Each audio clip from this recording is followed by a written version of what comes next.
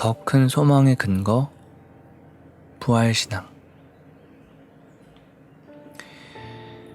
기독교가 성장하면서부터 크리스천 작가들은 재빨리 새로운 사고방식, 특히 고통과 슬픔에 관해 서구의 이방신앙은 물론이고 동양 철학과도 확연히 다른 사상들을 쏟아내기 시작했다.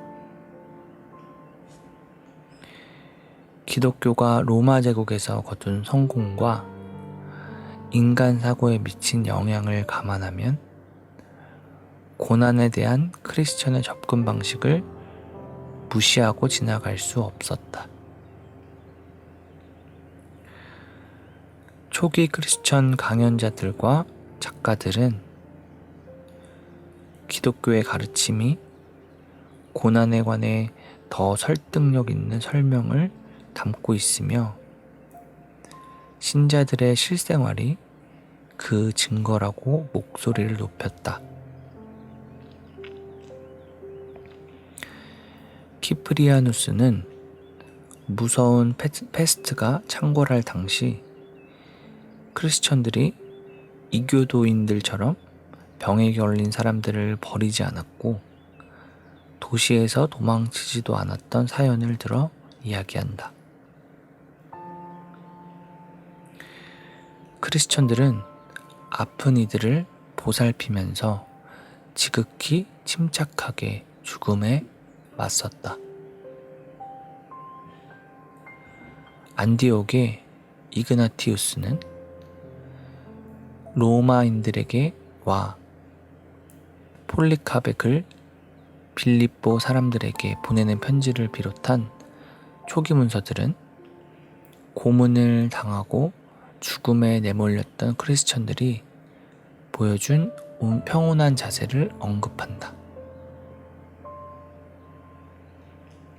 크리스천들은 고난을 이용해 스스로 믿는 교리의 탁월함을 내보였다.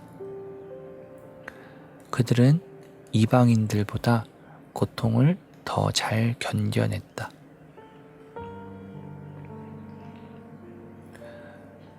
그리스 철학자들은 고통과 죽음에 맞서도록 돕는데 철학의 목적이 있다고 가르쳤다. 키프리아누스와 암브로시우스 그리고 훗날 아우구스티누스 같은 이들은 그런 가르침을 염두에 두고 크리스천이 고난을 더 잘 참아내고 더 당당하게 죽음을 맞는다는 사실을 강조했다. 기독교 신앙이 탁월한 철학이라는 실증적이고 가시적인 증거로 내세운 것이다. 이처럼 이방인과 크리스천 사이의 명확한 차이는 크리스천들의 주장에 깊은 신뢰를 보내게 만들었다. 고난과 악의 존재가 기독교 신앙을 흔들어 비판과 회의에 이르게 하는 요즘 세상과 달리 초기 크리스천들은 살아가면서 마주하는 고통과 역경을 통해 신앙을 더 깊이 받아들였다. 크리스천들이 그토록 다른 면모를 보였던 까닭은 무엇인가? 타고난 기질이 달라서였을까? 크리스천들이 남달리 강인했던 것은 아니다. 그것은 세상에 대한 그들의 생각과 관련이 있다. 고전학자 주디스 퍼킨스의 주장에 따르면 그리스 철학은 평범한 이들에게 실질적이지 않았고 만족을 주지도 못했다. 보다 큰 슬픔의 장과 보다 큰 소망의 근거를 갖추고 고난에 다가서는 크리스천의 접근 방식이야말로 기독교 신앙의 호소력을 더했다.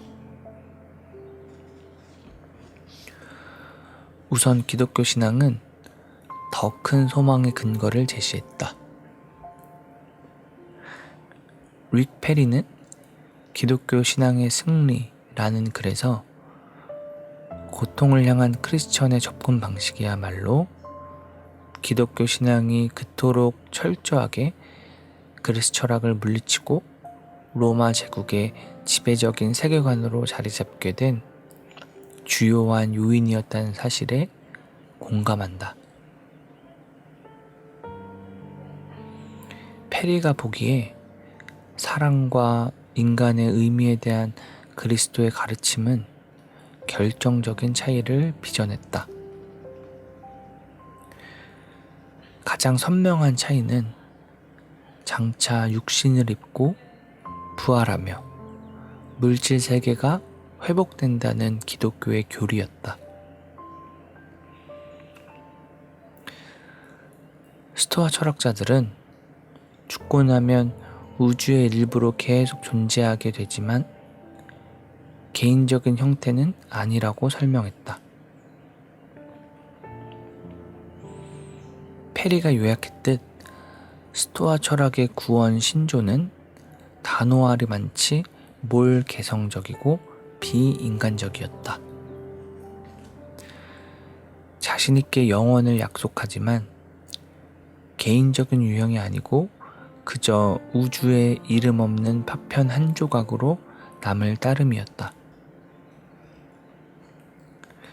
반면에 크리스천들의 부활한 그리스도를 목격한 수백 명에 이르는 증인들의 확고한 증언을 기반으로 흔들림 없이 부활을 믿었다. 그게 우리의 미래상이었다. 개별적인 자아를 그대로 지닌 채 구원을 받는다. 죽은 뒤에도 인격적인 특성이 유지되고 아름답게 단장되며 완전해진다.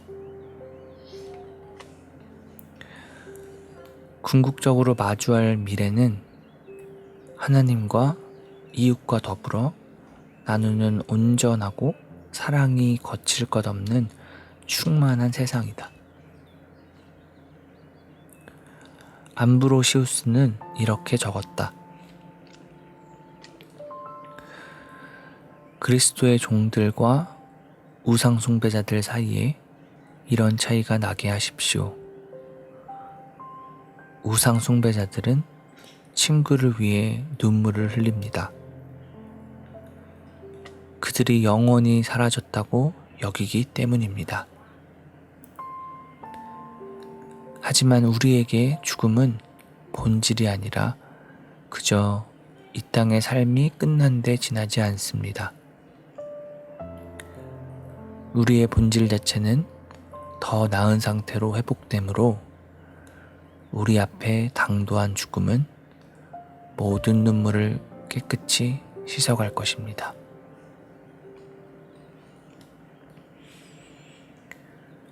그리스 철학, 특히 스토아 학파는 죽음의 두려움에서 결연히 인간을 구출하려 애썼지만 그 과정에서 개인의 정체성을 말살하는 대가를 치렀다. 하지만 기독교 사상은 이와는 비교가 안 될 정도로 만족스러운 입장을 내놓았다. 인간이 가진 무엇보다 큰 소망은 사랑하는 이들과 다시 만나는, 그것도 자갈이나 채소들처럼 누군지 알아볼 수 없는 부스러기 형태로서가 아니라 목소리를 듣고 얼굴을 대하는 형태로 재회하는 일이다.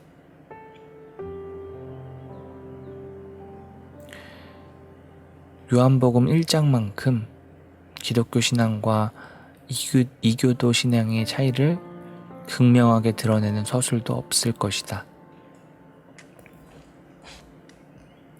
요한은 태초에 말씀이 계시니라 라고 선언하면서 그리스 철학의 주요 주제 하나를 기막히게 끌어들인다.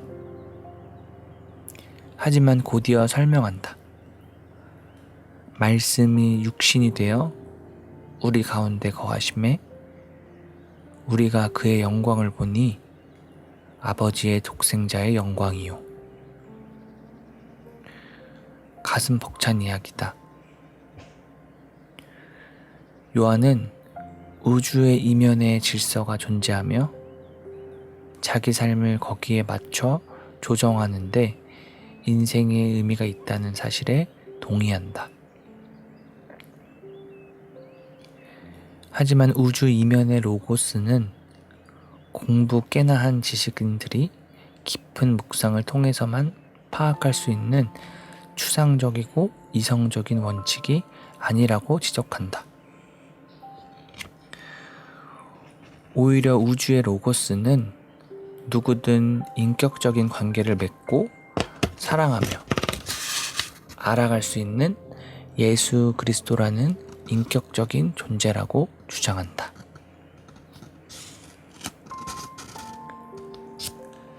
페리는 문화에 대한 요한의 메시지를 신은 더 이상 비인격적인 구조가 아니라 비범한 개인이란 말로 간추린 뒤 이는 사상사에 이루 헤아릴 수 없을 만큼 큰 영향을 미친 불가해한 변화라고 했다.